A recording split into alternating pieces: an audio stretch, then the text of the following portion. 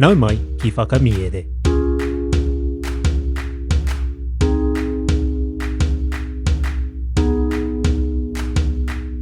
Nau mai ki whakamiere. Welcome to Whakamiere, our podcast where we share reo Māori translations of stories. Today's Paki Poto is Te Raiona me Te Kiore by Aesop. There's one kupu hou and one kianga hou in our kōrero. The kupu is kaiaruaru, which refers to a hunter, anei te tauira. Ko tā te kaiaruaru he whai I te poaka. The hunter tracks the pig.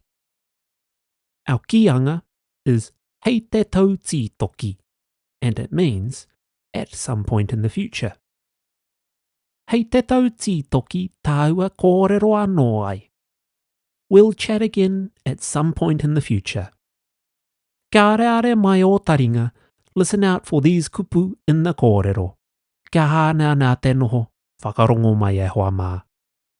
Te Raiona me te Kiore, nā Aesop. Tērā te Raiona kua pau katoa tōna hau, e au nei te moe, I ngā maru o tētahi rākau. Tērā hoki ētahi Kiore, ka ngōki ki runga I aia, ka oho ake ia. I te meinga atu o tōna ringa, ki runga I tētahi o rātou, ka tata kō penu tia, mea ra wāke, ka nonoi te Kiore kia wete kina ia. Whakareere a au e te ariki, tāna kupu atu. Hei te tau tītoki pā au whai wāhi atu ai kia koe. I te whakarekatia o te Raiona e te huatau nā, e tā te Kiore āwhina iaia, ka hīkina tōna ringa kia wete kina te kararehe paku nā. Ka taka te wā, ka kapohia te Raiona e tētahi kupenga I whakatakotohia e ētahi kaiaruaru. I te korenga ona e taia te puta, ka haruru ia kia tātā ki rāno te wāo. Ka tai atu te Kiore I whakaorangia ai. Ka mutu, ka ngaua ngā taura ki ona ni hokoi kia motu, nā ka wete kina te Raiona. Ko te kiko o te kōrero. Mā te iti, te rahi tonu e tautoko. The Lion and the Mouse by Aesop. A lion, tired with the chase, lay sleeping at full length under a shady tree. Some mice, scrambling over him while he slept, awoke him.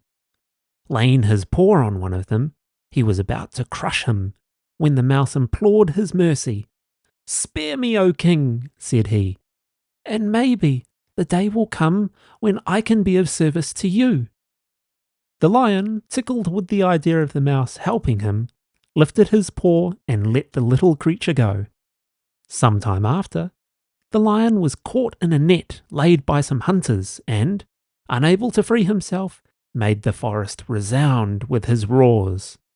The mouse, whose life had been spared, came to him and with his little sharp teeth soon gnawed the ropes asunder and set the lion free. The moral being, the least may help the greatest.